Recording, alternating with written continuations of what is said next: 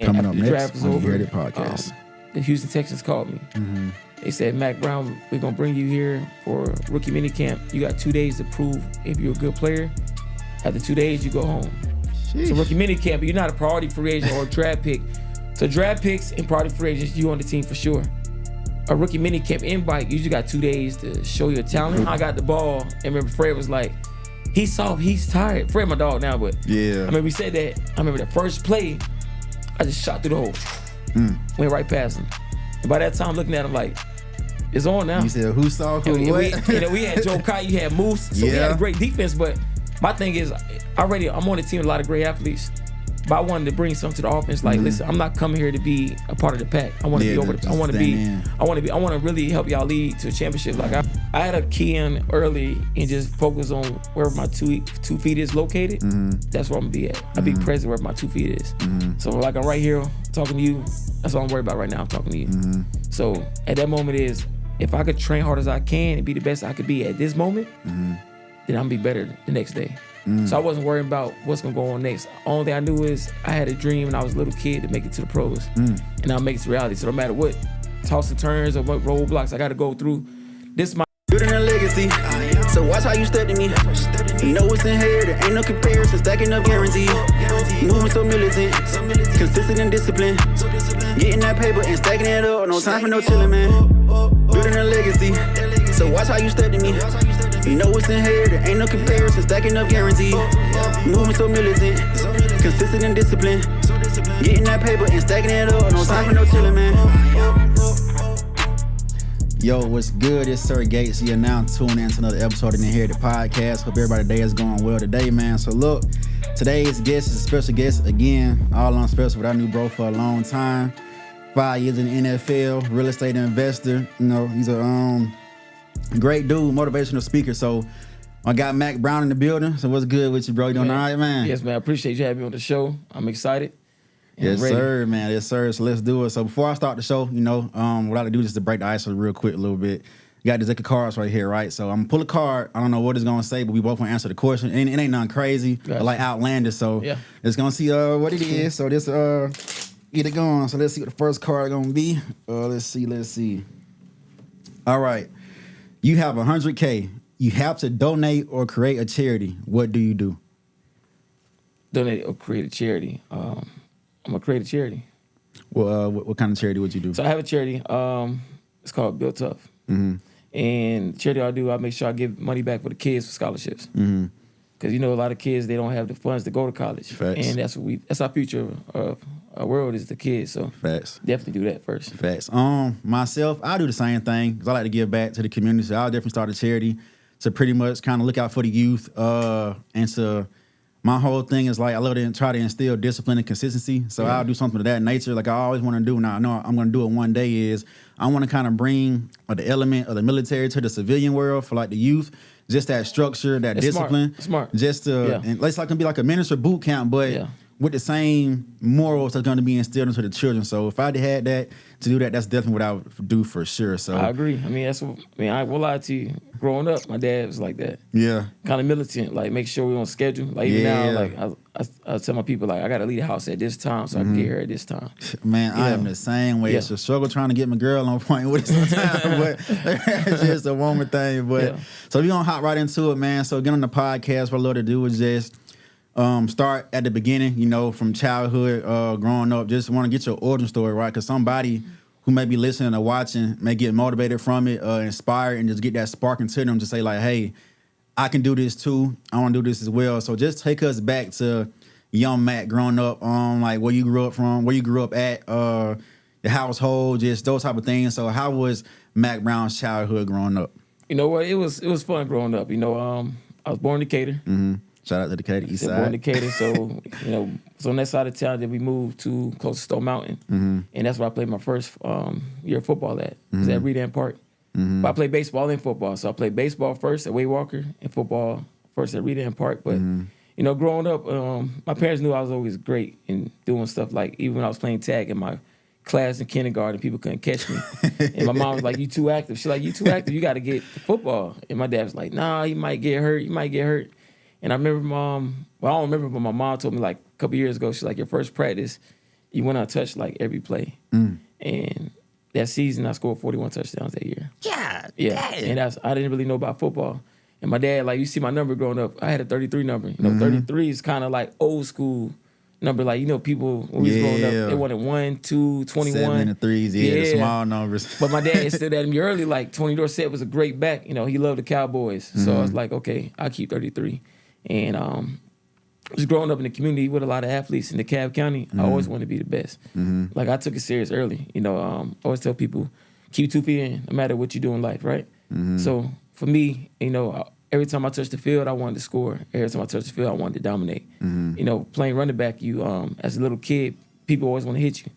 But my thing is I want to hit first. So that's why, you know, growing up was fun. You know, from 60 pound to 105 to 11 to 12, unlimited weight, I always wanted to be the best player I can be. Yeah, man. So pretty much, how you saying growing up, it was your household was just a place of motivation and inspiration for it. There was no, did you have experience any times where, as far as like struggle or those kind of situations, or was it just pretty much a smooth selling childhood growing up for you? You know what? It wasn't smooth selling, but my parents did great. And I grew up in, you know, a full household. My mom, my dad, and my 2 sisters. I got 2 older sisters. My dad worked all day long. He worked from 5 a.m. to 10 o'clock at night. He do HVAC. So he more of like a, you know, on the foot grind, old school. And my mom, she wasn't working at first growing up. And then she started working like around middle school. And after that, we got to high school. My parents got divorced. So like I said again, it wasn't smooth selling, but they did their best they can. But once they got divorced, it kind of got hard. You know, we ended up moving out. I moved with my aunt for a little bit. Me, my dad, my mom moved with her sister for a couple months. And just that one process of the divorce happened, that's around 9th grade, 10th grade, I said, whoa, this different. You know what I'm saying? Like, I'm used to being in the house with my 2 sisters, my mom and my dad. Now I'm in the basement with my dad and my mom with my aunt and my sister with my aunt. So I'm used to seeing 4 people every day. Now I'm only seeing 1, you know what I'm saying? So from that process on, I said, I got to take football serious. You know, I got to take it serious. I got to get a scholarship. I said, because in the midst of one thing happening, what I'm going to do next? So I took it serious from that point on. That was 9th grade, 10th grade, you know. I dominated. I knew we got more questions coming up, but it was cool. It was great. You know, great parents. Nobody on drugs. You know, they always took care of us. They loved us. We went to the best school. Like Marvin Theme School was a great theme school growing up.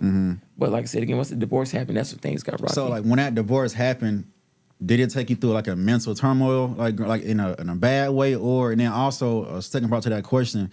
I know you said like you took football serious. Like this is what I gotta do at that point.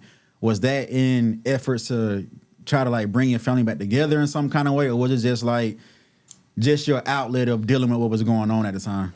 So if I jump back a little bit, so 7th grade was the year I really took football serious. That year we had a championship game against, I played for Central DeKalb at the time, and that year we had a championship game against Old National. Old National Gold. Everyone kept saying this running back named DJ was the best running back in the league. And I'm just smiling like, okay, I think so. We'll see. So we get to the game. Our team got in a car accident. So it was a car accident on 75. So half of my team couldn't play the first half. They couldn't play to the 3rd quarter. Yeah. So the first half was only 4 starters on offense. So I remember I was in the huddle. This is 7th grade. That's when I knew that things changed, like the clock changed. Like as an athlete in that 7th grade, it's a different turn. It's different time to turnover. It's different turnover. It's like you got a lot of kids that's great between kindergarten through 6th. 7th grade, that's when you start seeing who gonna be great. Development. Development. Yeah. And I remember that first half. I said, you know what? I said, just give me the ball. I said, I got this. Just give me the ball. And I remember that was in 7th grade. And that half, I was doing moves. I seen people on TV doing moves. I started doing all type of moves. And I remember after the game, it was a write-up. And it was like, this guy right here is special. So jump forward back to 9th grade. And when the divorce happened, you know, I just remember everything happened for 7th grade, 8th grade. I'm like, man, I changed my team dynamics. I'm just doing a lot of good things. So when I seen the divorce happen and we end up, you know, separating, I told myself, I said, I got to take football serious. And like the question you asked me, like football did bring my family together. Because on Friday Night Lights from 10th grade to senior year or 10th grade through college, all my family came together to watch me play. I remember it. Yeah. All my family, my sisters at the game, my aunt came to the game, my grandparents, uncle, cousins, everyone to come see the show. And my thing was I had to put a show on. Yeah. Yeah, and that was So it. who was your favorite football player growing up, and well, of course, running back would be the position. But who did you idolize and look up to as an athlete? You know what? I ain't really started watching football till around like 6th grade, I believe. Mm-hmm. I was watching a lot of baseball. I love Chipper Jones growing up, yeah. But football-wise, person I idolize, I love Mike Vick growing up. And I won't say he's a running back. So I like Mike Vick a lot. I like Terrell Owens a lot. Okay. But running back-wise, LaDainian Thomason. Okay. LT. LT was a beast. He's always a beast, yeah. He do that little flip. Yeah, he was a beast. I wore his cleats in high school, but growing up like that, elementary school and middle school, it was T.O. and Mike Vick. And then basketball was Kobe, So those are my 3 athletes I just love watching. Like they got and you can see within you the mindset they had is reflecting. So I can tell when you say those names, it make a lot of sense. Because I remember, it probably wasn't the first time we met, but you came to MLK in what grade? 11th grade. 11th grade. Yeah. So 'cause I remember one day, because I was playing football in 9th and I think 10th, but before you even came, it was just a talk. We getting Mack Brown coming over here, right? And I was like, everybody like, who? Some people knew, of course, because he ran track too, right? Yeah, I did run track. Yeah, so people knew. I was like, who is Mack Brown? Who is Mack Brown? Once you came, it was over with. Whoever was starting and running at the time, this shit was dead, dog. You know what's crazy? Like, I remember that. I can't read that in 10th grade, and I got my first Power 5 in 10th grade from Michigan. When I got to MLK, MLK was like, once you get there, we all in high school, we kids. So people on the team was like, nah, man, you wasn't that good. We had a running back named Cordero. He was the best running back. In my head, I'm thinking, but like people don't understand what I've been through the last couple of years. Like, my parents got divorced. Like, y'all feeding me right now, so everything y'all saying, I'm using. I'm storing that in my head. Like, this real. Like, I ain't gonna fight you, but this real. This is what I do. Y'all play with it. Y'all go to practice and y'all want to see the girls and have fun. This shit what I do. That's what I live. And it showed, bro. So I'm telling you, once you came. The domination was so real. It was just like, damn, as soon as man hit the field, if you started or whatever, you ain't starting no more. But the yards and the numbers you was putting up, you gave the morale to the school. Like, we got the best back out here in the league right now in high school football. So you can tell you put that work in and was on your game, bro. I remember like yesterday, man, first day of practice with MLK, I just had a morning workout. My trainer named Mr. Curtis and Tucker. So I lift weights that morning. So when I got to MLK around at 11 o'clock on practice, I started throwing up. It's like, oh, this guy, remember Fred Barnes? Yeah. Like, this guy, he's not that good. He's tired. He can't finish the workout. So I remember I'm storing that in my head. So, but I'm training before they even get there. I'm training 5 o'clock, 6 o'clock in the morning. I'm running by myself with my trainer, and then I come to practice after that. So I'm already fatigued before I get there. You know what I'm saying? So I remember there's a lot of guys talking trash. I remember we got the training camp. We was in North Georgia. I think it was Delonica, I believe. I think it was Delonica. I'm not sure. It was North Georgia. And, bro, I'm not lying to you, bro. Like, keep real with y'all. I ain't get taco not one time in training camp. Damn. Not one time. And I could probably call somebody to vouch for me, but I ain't get taco one time in training camp. Right, I believe you, bro. Not one time. I mean, the first time I got the ball, and remember Fred was like, he's soft, he's tired. Fred my dog now, but I remember he said that. I remember the first play, I just shot through the hole. Went right past him. And by that time, looking at him like, it's on now. You said, who saw who? We had Joe Kai, you had Moose. So we had a great defense. But my thing is, I'm on the team with a lot of great athletes. But I wanted to bring something to the offense. Like, listen, I'm not coming here to be a part of the pack. I want to be over the. I want to really help y'all lead to a championship. Like, I appreciate you guys bringing me in, but I want to show dominance. I want to really be the best back in the state. Because I had other stuff off the field that I wanted to prove. So just going to be okay with just my destination to show my talent. But I want to show everybody I'm the best back that touched Georgia. That was my goal. And then, but still, real quick, shouts out to Joel Kike. Now he the coach of MLK football team now. So that's amazing. But so how did that transition actually come to you either choosing or being recruited to MLK? Like, what happened there from I'm leaving Redan and coming to MLK to play football here? Well, I'm going to be real. 10th grade, we playing Noonan High School. We in the playoffs. They number one team in the state. We barely made it to the playoffs. We won the game in overtime.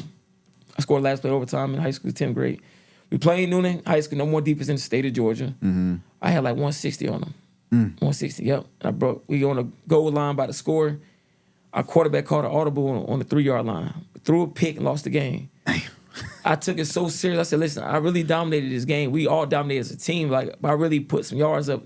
Because, you control the clock, you can win a game. We control the clock, moving the sticks. And after we lost the game, I told my dad, I said, you know what? I'm leaving. But my dad was trying to get me to go to Stevenson High School since 8th grade. He wanted me to go to 9th grade and 10th grade. Because Stevenson was one of the ones back then. Yeah, they wanted, you know, they go trail. So I actually went to, they practiced 9th grade and 10th grade. Every year I went to one practice and went out there. And I was like, I don't want to go there. I'm going to go back to Redan. Mm-hmm. I wanted to prove to my dad also, like, Redan can go to playoffs. Went to playoffs twice, 9th grade. 9th grade year and 10th grade year. I think it's the last time we've been, but we went 9th grade and 10th grade. And then after my 10th grade year, I told my dad I wanted to leave. So I was getting recruited by Southwest Cab, Stevenson, Tucker, schools in Gwinnett, and MLK. Some of the ones too, yeah. And when Christmas break, me and my dad went to visit Coach Jarvis. And when we sat down, man, he had me laughing. And I was like, man, I love this coach. Coach Jarvis was one of the best coaches I love ever, him, dog. I fell in love with Coach Jarvis in literally 2 minutes. I told my dad when we got in the car, he's like, you want to go to Stevenson tomorrow? I said, nah, man, I'm good. I'm going to go to, I like MLK. I said, let me run track with my cousin and my friends one more year. And then once we win state in track, I'm going to go to MLK. So yeah, just speaking on Coach Jarvis, like that man, he won, like, he was stern, of course, and he instilled discipline, but it's like he understood on the other side of that, people are still human, so he brought that energy of, I understand you, you know, but we here, you got a job to get done, and he really was pushing for y'all to get that job done, and any football player or any athlete he worked with, period, best coach out there in MLK. Yeah, one of the best coaches I've been around. I had a great coach at Redan too, Coach Fleetwood. I love Fleetwood, and I love my coordinator Atwater, but we had Jarvis was a good coach, man. He was a good X's and O's. He break the film down to you.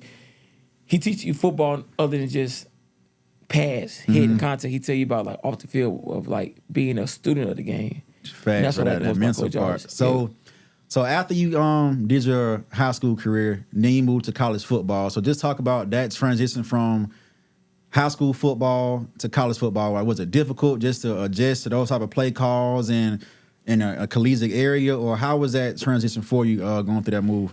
You know, it was pretty. It wasn't too hard. I mean, like I said, I came out of high school. Well, I didn't say it yet, but I came out of high school. Top 15 in the nation in my position. So I had like every offer. When I went to Florida, we had Urban Meyer. You know, in college football, whoever recruits you is who gonna play you. So my first year, I played like 3-4 games, and then by that time mid-season, Urban Meyer was like, he's gonna step down. So he kind of advised a lot of guys like, listen, we're gonna, y'all need probably, medical red shirt, save a year because I got a new coach coming the next year. So transition-wise, it was easy my freshman year. But going to my sophomore year, a new coach came in, spring, because my sophomore year, I'm balling in spring. I mean, I'm going crazy in spring ball. I'm like number 2 on the depth chart, and I break my leg. Damn. So that transition, that's what got me. It took me off almost 2 years. That season and the next season, because I couldn't use my left leg. Couldn't really. be 100%. Yeah, so like I got in the game a couple of times with Charlie White. Like, I love Mack Brown. I love the way he run hard. But my DNA is not a hard runner. I run hard, but my DNA is a slasher. I'm a break long runs. So when Charlie White came in, he see me as a hard-nosed runner because I couldn't use my left leg. So I'm over here, pad, you know what I'm saying? That's not my game. My game is make a cut, let's go to work. And so that was transition was hard when the new coach came in because I was injured, and then when I got healthy, they want their guys to play. I had a great coach, Mushan, but by that time, when I did get healthy, he kind of wanted his guys to more play. Playbook wasn't too tough. It is more strenuous playbooks. There's a lot of, detailed information you got to learn. Bro. I can't. I haven't been through that, but just... It's no joke. Yeah. High school play. So was it that much of a difference, or it's night and day. Damn. High school plays might be 65 plays. College got 300 plays. Yeah. A college play, you can have one play, right? Say the play called Red Dog. Red Dog can have 4 or 5 emphasis on that one play, and you will run 6 plays on that one play.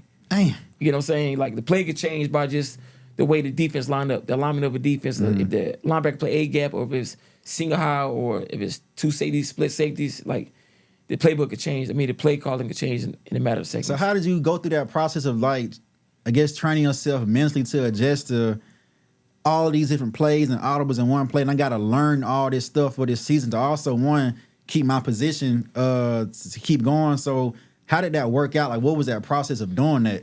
For me, it's like, whatever you do in life, if you're around the best, you want to be the best. You got to rise to that level of competition. So having guys that was before me that won the national championship, that went to the SEC championship. Florida at the time was one of the top schools, like how Bama is. Still a top school, but they was winning. So once you get in there, you just got to adapt. If you want to get on this field and be part of that, 11 that's on the field playing and the crowd cheering your name on, you got to learn the plays. And we had great coaches. In college football, we got a lot of meet times. So you meet all the time. So different meetings, coach break down the family, break down the playbook. So it was like a great teacher. If I had great teachers, I probably wouldn't learn the playbook. But I had great teachers, and my quarterbacks were very intellectual. So they broke it down in kind of dummy terms for me. Okay. So you had to break it down in dummy terms at first when you go to college. Like, it's different ball game. I bet, man. Yeah. Just seeing the actual motions and watching people play in high school and watching people play in college and transfer to the NFL. Yeah. Watching it is night and day. So I know, only imagine looking at those playbooks and seeing, even like, not saying it's the same as you playing Madden, but when you go on Madden, you see all those plays you got to call. It's like that. It's like that. Yeah, it is. God, Lisa, I know it could have took a mental strain on you. So from high school to college and before you transitioned to getting drafted to the NFL, mentally, was there any times where you was like, well, throughout your whole career, I want to quit, I want to give up, this may be too hard, or this, that mental fortitude? Was there any depression and anxiety? Like, did you go through any of those things? Oh yeah, I'm gonna tell you something. I mean, let's compare high school and college. Let's do that. High school, you got your classes, which you in seven classes, block schedule. Yeah. That's easy compared to college. I mean, college schedule, I'm gonna break it down real quick. We have morning runs around 5 a.m., away training, 6. You got meetings after that, right? Then you got to go straight to breakfast club, eat breakfast as a team, or you leave breakfast club, you got to go to class. So you're from class from 8 to 12, tutoring from 1 to 2. Then you got to report to state around 2:30. 2:30 meetings to 3:30, you got to get dressed. 3:45, 4, you got practice. 4 to 6:30, you practice. Get out of practice, you got study hall from 7 to 9. That's every day. Damn. Every day. Yeah, that's a full every load, day, dog. Year long.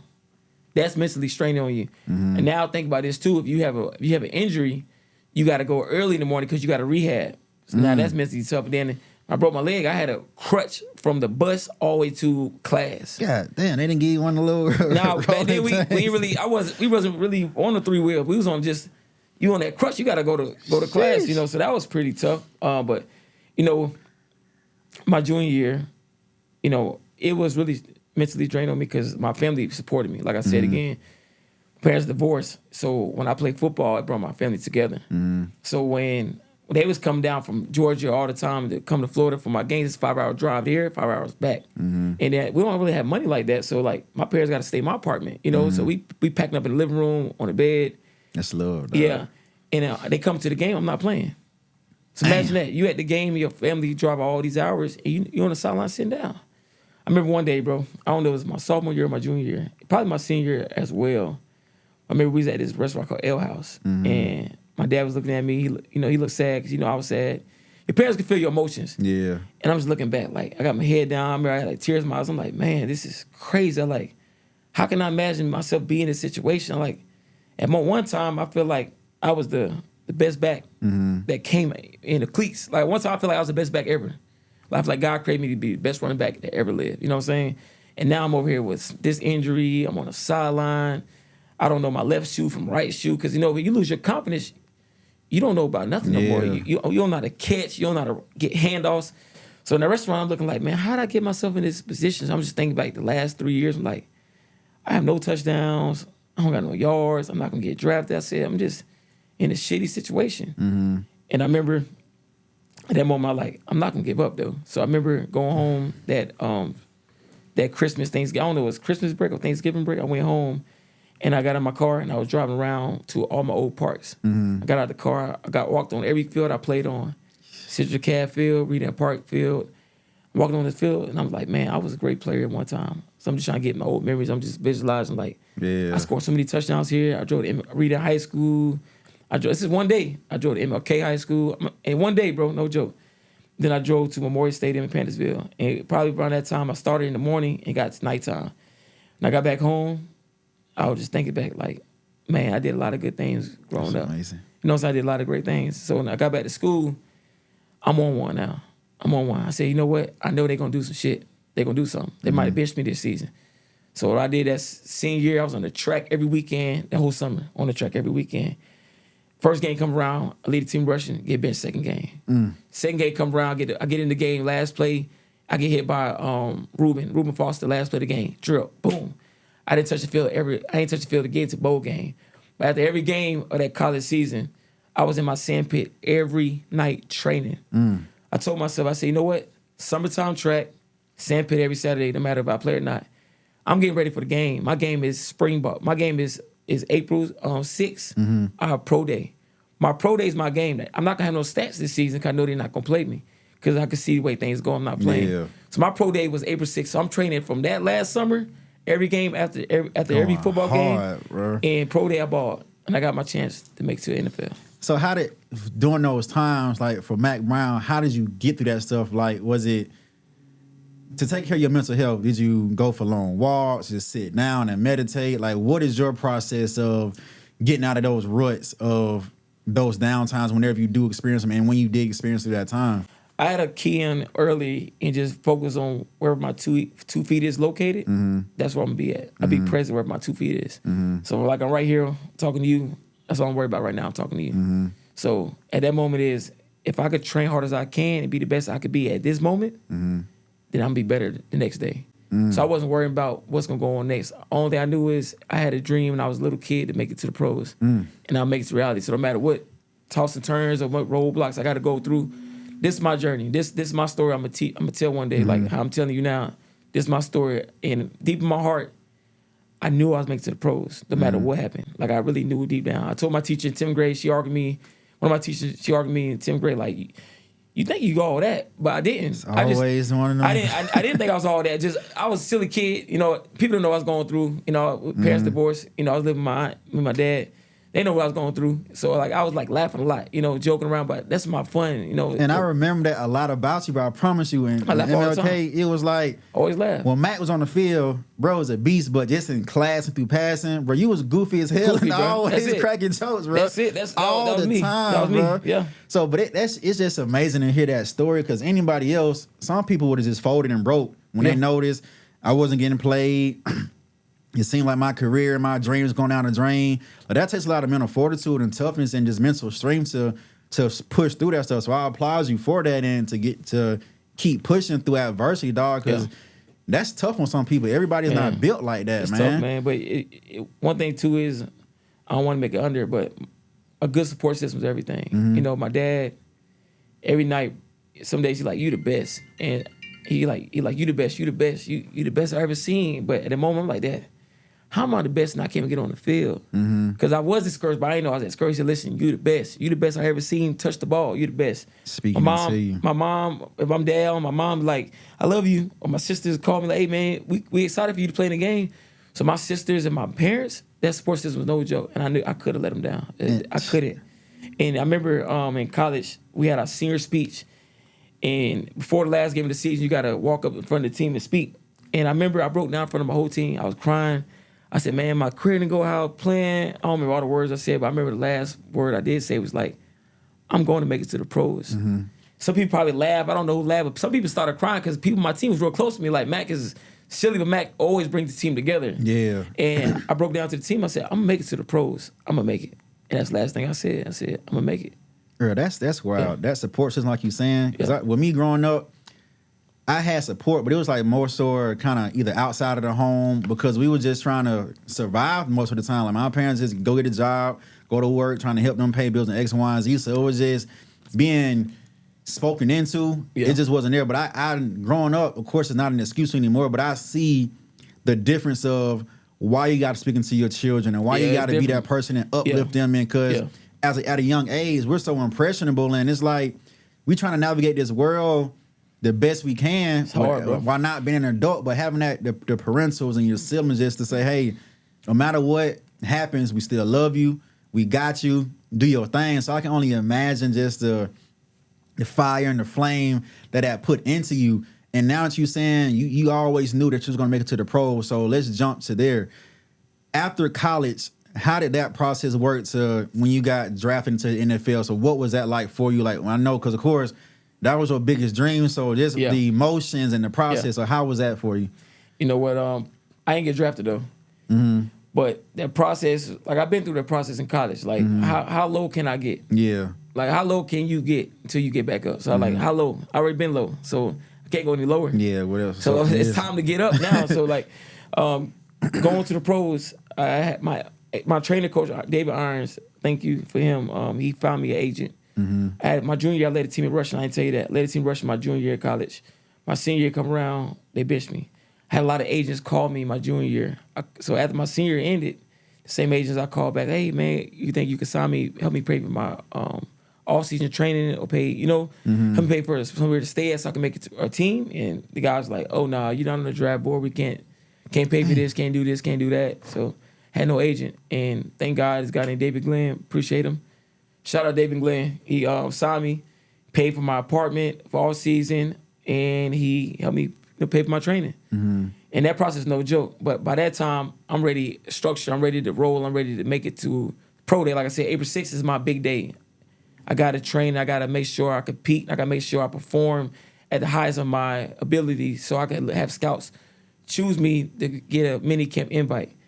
So I had paid, my agent paid for training, and I get to pro day. I run a good 40, I run a good shuttle, and after the draft was over, the Houston Texans called me. They said, Mack Brown, we're going to bring you here for rookie mini camp. You got 2 days to prove if you're a good player. After 2 days, you go home. Sheesh. So rookie mini camp, you're not a priority free agent or a draft pick. So draft picks and priority free agents, you on the team for sure. A rookie mini camp invite, you just got 2 days to show your talent. Prove yourself. And if you don't prove yourself, you go home and you done. Football's done. Sheesh. I went to mini camp, rookie mini camp, and I showed out. I mean, at one-on-ones, I made people miss. Kick-off turn, punt return, I'm scoring. I'm catching passes, shaking people, scoring. Running back drills, I look the most fluid. Come back in the, after rookie mini camp ended, Bill O'Brien called me in his office. He was like, he said, hey, man, what school you played at? He said, I'm just joking. You played at Florida, right? He's like, what happened at Florida? I was like, man, I had some good players in front of me. It was better than me. That's why I said it like that. I don't want to say coach did me wrong. I said they were better than me at the moment. It's accountability right there. And deep down in my heart, I knew I was better than the guys that was in front of me. But I told him they was better than me. I said, but I just want to be the best I could be now. He was like, you look the best on the field. We're going to sign you to the 90-man roster. I cried, called my mom and dad, called my agent. I said, I'm on the team. There for like a month. Last guy to sign is always the first guy out in case somebody get hurt. A guy named Jeffrey Pagan got injured, and they had to bring another D lineman in for OTAs. So they cut me, sent me home. Damn. So now I'm back at the drawing board again. I'm at home for a month and a half training, and by this time, training camp comes around, and Houston Texans called me back like, hey, you can come here. And then another guy named for Washington called me. It's like, you can come here as well. So they called my agent. Like, you can come to Washington or come to Houston. So at the moment, I'm like, you know what? Let's go to Washington. I got released by Houston already. As a young kid, you don't want to go back in that situation. It's a little bad. I already been through stuff in Florida. I don't want to get back in that old situation again. And Bill O'Brien did tell me he's going to bring me back for training camp. But by that time, I'm like, let me try something different. In Washington, I had my teammate named Matt Jones. I played with at Florida, running back. Jordan Reed, I played with at Florida. He's a tight end, started the team. And I had a guy named Quinn Dunbar, one of the guys I played with at Florida as well. He's a receiver, moved to DB. So I had people I was familiar with. And I went to training camp with Washington. And I balled in training camp. I ain't balled too much. I balled a little bit. Yeah. I was a little nervous a little bit. I balled okay. And I got released again. Damn. So then I get picked up again in October come around. But by that time, I'm like, this is it. This is the third time's the best. Yeah. I come back October and I'm balling, bro. Every time I touch the ball, I'm scoring. Season end, they signed me to the 90-man roster again. So now I got a free slate. Now January come around, I'm going to my second year, but now remember, you got new draft picks coming in. You got new trial guys that been through what I've been through. I'm on a roster. Coming in that next season, I'm confident. You asked a question here, but by that year, I balled. I led the whole preseason in rushing. And I ended up making my first 53-man roster that year. Yeah. That process sound like hell, dog. It was hell. But getting signed and dropped and signed coming and home, dropped. Yeah. And that's what I'm talking about, like how I guarantee it plays a big part of where you at in life right now, because going through that's tough. Like a lot of people would have just said, you know what, fuck this, I am done. Yeah. The courage and the angst to just keep pushing forward is amazing. So once you got that big break, what in your mind, like what was your next move on say how I'm gonna maintain this and how I'm gonna make sure this doesn't happen to me again? I know again it's not always in your will and your power to do so, because at the end of the day, it's a business that they're trying to run. Yeah. So you could feel secure here or not, but the head honcho is they run it as a business. So how did you kind of prepare yourself and protect yourself and get to that point where I'm here and I'm locked in for good? So what was that for you? So, like I said, 15 was the year I was on practice squad, on and off the team. 16 is the year I led the team in rushing. But that preseason game against Tampa, you probably seen my Instagram when I kept breaking long runs. And actually, that game we played. Man. Yeah, third game we played a game on Saturday. We played the next game on that Wednesday. It was a hurricane was coming. So it's like either y'all cancel the game and guys get released, or y'all can play the game, but y'all got to fly down the same day. My dad ended up driving in a hurricane to the game. And I was like, what are you doing coming to this game? He said, I'm not going to miss what you do. So they already had me set up to get released after the game. Damn. They already had set up. They had a guy named Robert Kelly. They already knew he was going to make the roster. And during that game, I said, you know what?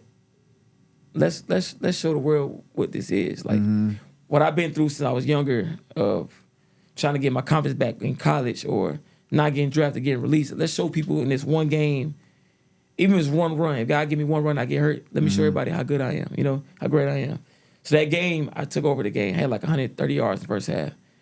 And after that game ended, they ended up releasing me again. But they released me to the practice squad. But at the moment, my agent he was a good agent, but he wasn't seasoned yet. So Tampa called my agent. They were like, hey, man, we can come to Tampa. He's on practice squad for a week, and we could elevate him, or he go to Washington. My agent's like, let's go to Washington, stay in Washington. I ended up being in Washington the whole 7 weeks on practice squad.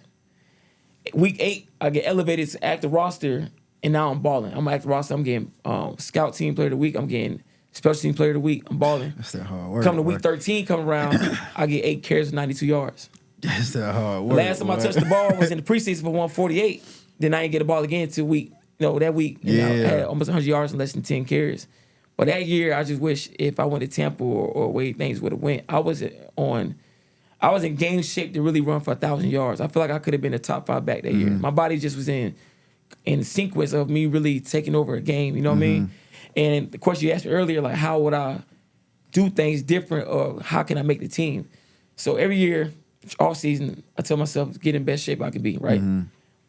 You got to have a plan to get in the game. Make sure you leave the game healthy, but make sure I got 4 explosives. If I can get 4 explosives every game, and if I could get a tackle on kickoff or I can get a good block on punt team, I know I made the team every year. So your main thing is just make sure you have a good rushing yard carry, over 4 yards to 6 yards per carry in a preseason game. And make sure you just make a play on special teams. If you have that DNA, you'll make the team every year. And it might sound, even to me, it may sound, okay, just 4 of those plays, but I guarantee, what was the difficulty of getting those 4 good plays, though? Like, it's amazing that number is small, but it's hard. In the NFL, 4 plays may be equivalent to 20 or 30 to get them. So how hard was it to get them? Or was it just more of your athletic ability or just a luck of the draw? Hey, if this hole is open, it could be all 3. It could be all 3, but same time is long as I can make one guy miss. If I can make my thing is if a lot of I don't know if I'm gonna say this, but a lot of guys that's great players in the league, right? Running backs.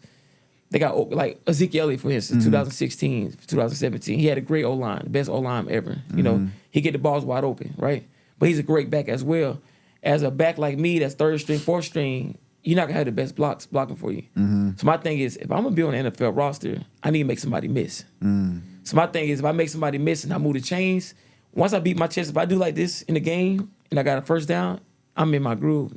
I know once I get in my groove, I don't care if a guy get through the line of scrimmage, I'm gonna make a miss and I'm gonna get upfield. So my thing is, once you get the chains moving and once you get in your rhythm, 4 yards here, 6 yards here, 15, 8 yards here, 6 yards here, 20. Get in the rhythm of your game. You got to get in the rhythm. Like boxing, like jab, jab, hook. Football is 6 yards, 7 yards, 15. As long as you get in the rhythm, that's the main thing. And it's not as you saying it in my head. I'm just looking at like Falcons game. That's actually how it go in the stands. It's like, God damn, they only getting these small carries, but after those 3rd or 4th play, they gone. So it's a science and that rhythm to it, and that's wild. So once you got in the NFL, right, when did you realize, like, what was that moment like, damn, I did it, like I accomplished my dream? Like how did that feel for you, and what was that day like, or that week or that month? Like what was that for you in that experience? I believe it was 2016, I was on practice squad for a couple of weeks, not getting elevated. But that season, I feel like I made it. We ended up playing a game in London. So we flew to London to play the Cincinnati Bengals. flying to London, different country, that was amazing. And people seeing you play like, cause at that time, I think we played at like 7 o'clock in the morning, American time. I forgot the time it was in London. But when I went to London and played a game there, that's when I knew I made it. It was different. And, Did you cry one time? Like, just had that to yourself moment of like... Nah, not really. Only time I really cried was when I was stressed out and I was really... anxiety was high when I wasn't playing, and then I made my first roster. But by that time, I'm in a groove. I'm having fun. I'm like, you know what? I got money to take care of my family. I got things I could buy for myself. I ain't really buy clothes like that in college because I had to use my money from college to pay my car note. So, like, I started making money. I had time to help my dad pay his rent, so things like that. It was just, I was just want to stay working. I know that was a great feeling, man. Being able to accomplish your dream, but at the same time, it's like, now I can be a provider for my dudes, pops, my sisters, and stuff. It's like that as a man, excuse me, that's sometimes what we're built for, being a provider, a protector, and you was able to accomplish those things for your family at a young age. But so were you the first person in your family to make accomplishments this big as far as like going to NFL, monetary value? So you was the first one? Without a doubt. I mean, my sisters, they both got masters and they both got great careers now. I think we all push each other to be better. My parents didn't go to college, but as far as the things I accomplished, for sure. I mean, 6 offers in high school. I mean, I played in the Under Armour All-American game. I was the first game in DeKalb County, probably the first game in Georgia to play on ESPN. I was one of the Gatorade players. I mean, I was an Army All-American. I mean, I went to the University of Florida as a Power 5 school. Trying to keep up, man. Yeah, I mean, stats, I was first with my family for sure. And I was on another TV show called Future Phenoms. I mean, things I was doing, my sisters, my mom and dad was really proud of me. That's amazing. And at the moment, I was like, it just things keep coming. But I mean, I'm thankful for my journey.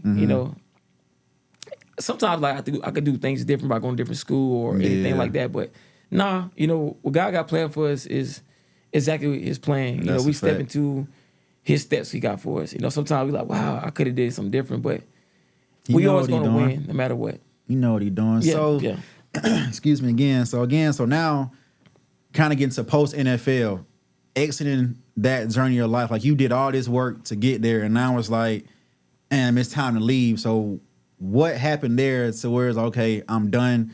Now let me move on to the next journey in my life. So how was that transition for you? So 2018, and I was playing Minnesota. I was going on a good contract. I think I signed 1 year there for $690, right? But going in that year, the year before that, we went to the NFC Championship. We played the Eagles. That's when I was with the Vikings at the time. It was one game for the Super Bowl. My agent was like, if you do what you got to do in the preseason, just have a decent first 2 games, you can get a 2-year deal for like $7 million to $12 million. So that year, I'm excited, like, wow, I'm about to really make some money. I could really, retire my parents, not retire my parents, but help them out more. Yeah, and we get to OTAs. Second drill in OTAs, I popped my tendon. God damn. Bro. I haven't got hurt since college. Popped my tendon right here so what I tore, this is called semitendinosus tendon. It connects from here all the way down to your big toe. Damn. Tore it, took me out for like the whole off season. Yeah. Ended up leaving Minnesota, going back to Washington, and I'm back in Washington. I'm running, but I couldn't get healthy. So I ended up leaving Washington at the end of the season and went back home at rehab. From December of that year to the next June, I trained the hardest I ever trained. When you talking about blood, sweat, tears, I went through that. I couldn't even run on this leg. I'm training my trainer. Mr. Curtis went back to old school. Mr. Curtis said, listen, you got to train hard. It's going to hurt every day. Your leg going to hurt every day. I'm talking about, this is how crazy it was mentally. My tendon is tore to this day. The tendon keeps your hamstring structure, right? You got three big major hamstring muscles. I was going to pull my hamstring every day and train it. For me to go to my next phase to get to a 4-4-40, I was going to put my hamstring every day until I get to that phase. It's no joke. I put this in my life. I'm running every day. I mean, the run rocket, I'm running. I get out, hamstring pull, boom. At one moment, no joke, I'm spending over $1,000 a week, $1,000 of treatment a week so I can get ready for June training camp. I had my doctor, Dr. Marco and Dr. Eric Gorman, at my training with Mr. Curtis. I said, listen, I know I'm going to pull my hamstring when I do this drill, but I need you to make sure you work on me so I can get back to the drill again. God damn, I did everything I could do, spend thousands of dollars of getting ready for training camp. I go to Raiders in training camp. I ball in the Raiders. I was number 3 rusher in the preseason. I got released. No way I got released. No way. I spent all that money all season. I did everything I can do. I balled out. Last game of preseason, I had like 13 carries for 96 yards. Averaged like 4.7. I don't know how many yards it was, but I know I averaged over 4 yards. And I got released. Damn, man, that person. At that moment, I was kind of like, it's time to give it up. I ended up going to XFL in January. I played 2 games and quit. I said, I'm done. Word? Yeah.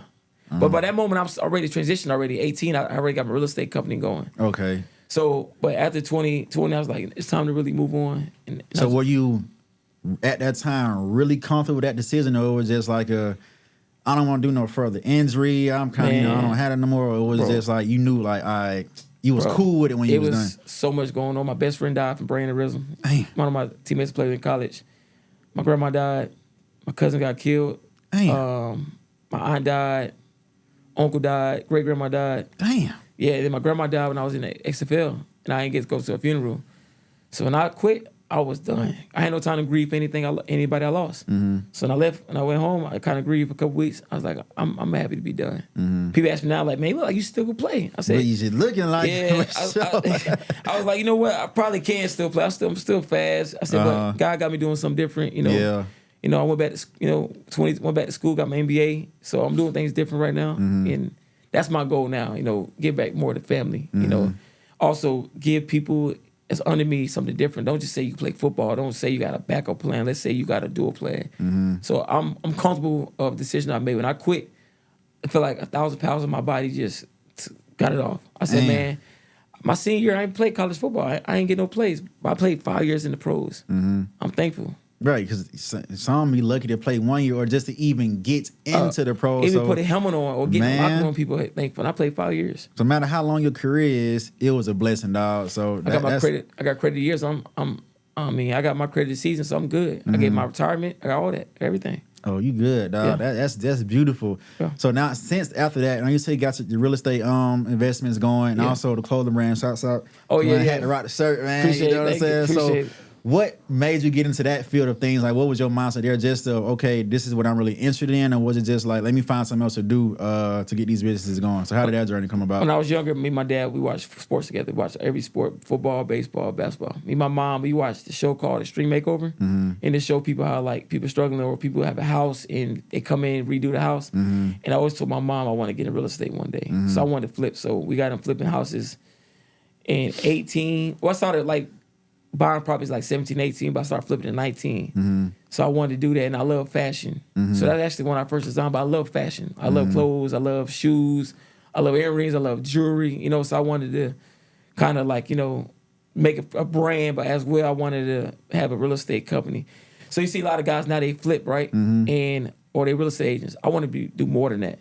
So I went back to school and got my MBA in finance, and I got my MBA in real estate development. I did 2 majors. In real estate development, I want to be a developer. I want to develop like multi-family units. So right now, I'm kind of getting into building right now. Like the end of this year, I'm acquiring some land. I'm going to build like 2 houses and 2 duplexes. But next year, I'm going to get into building commercial, like that's hard. 100 units. That's what I want to do. So right now, you know, I'm doing my real estate development MBA.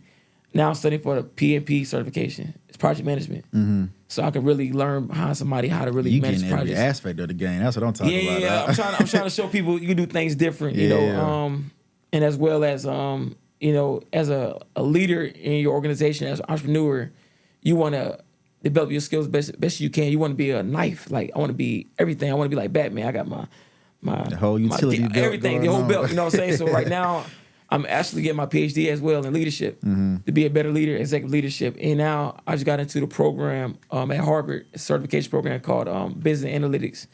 It's about how you look at numbers. So I started taking that in August.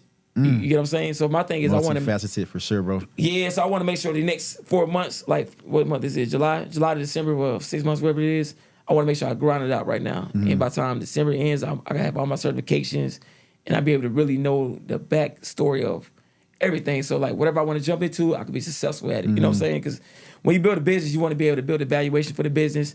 Let somebody else, you know, be the leader of it. I'm the leader, I'm the head of it, but let somebody else drive it. And the valuation continue to increase, and you can sell your business later on. Oh, so you looking to get an exit, or you looking for the long run? I want to be a sports agent. Okay. So I want to build this business, my real estate portfolio, and I want to sell it soon.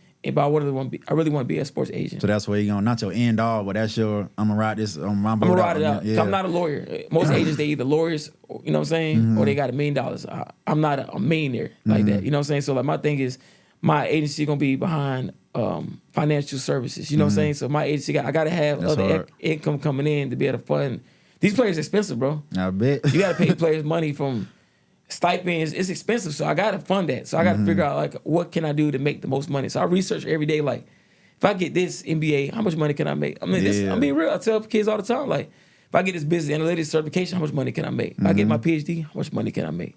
Like right now, I'm looking at this certification at Wharton School of Business. It's private equity.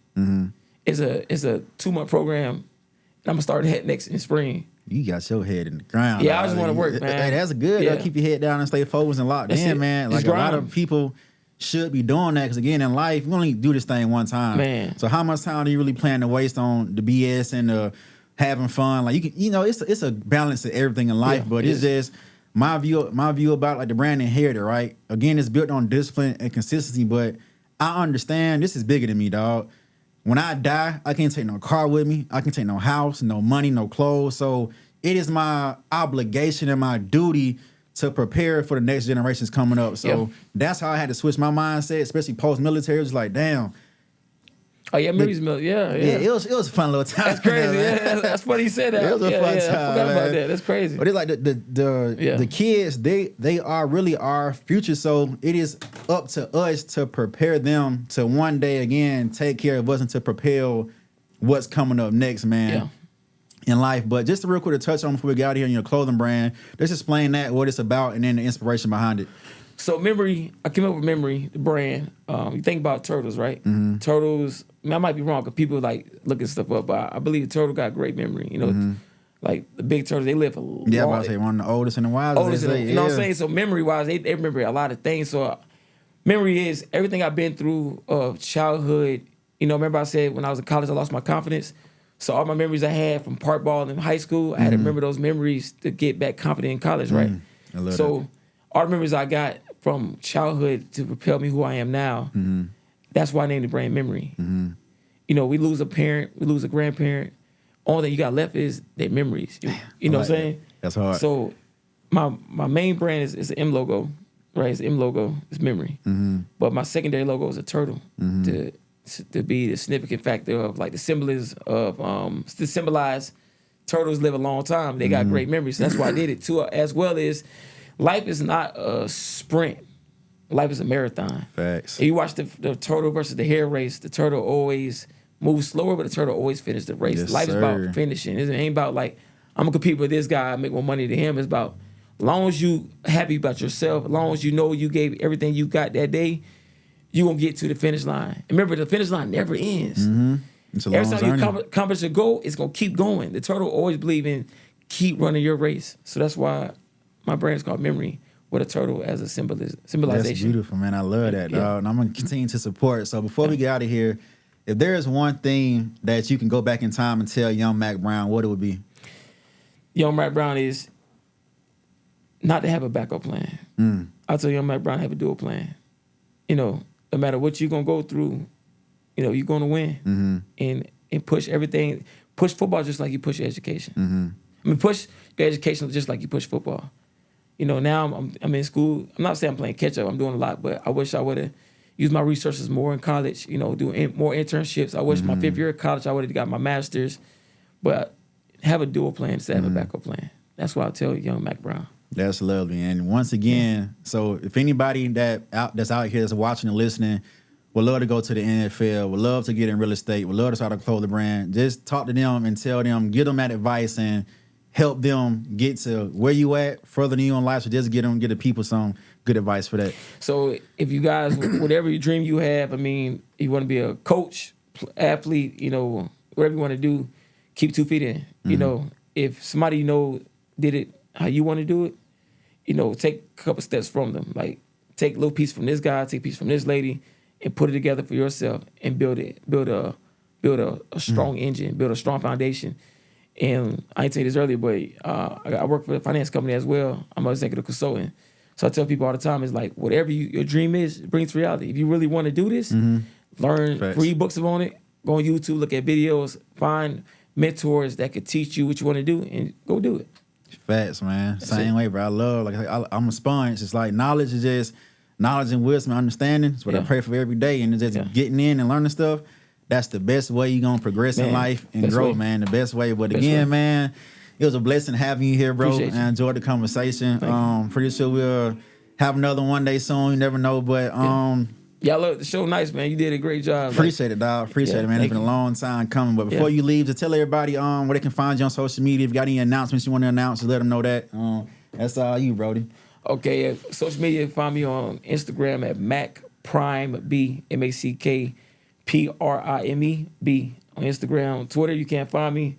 I got hacked. On Facebook, you can find me, Mack Brown. Put Lithonia, Georgia behind it.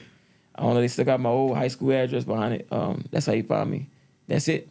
Cool, man. So again, y'all can find me on Instagram at SirGatesBC. That's all across the border. Now with Threads too. That's hit me up on Threads at SirGatesBC. Oh yeah, Twitter and everything else, man. Following the Inherited Podcast at NHERITD Podcast and the brand NHERITD. That's Inherited. But again, it's another episode of the Inherited Podcast. Thank y'all for listening and tune in. Make sure y'all like, comment, and subscribe, and follow the page, man. And we out, man. Appreciate it. Thank you. Yeah, man. Thank you. Appreciate it, man. Yes, sir, man. Yes, sir.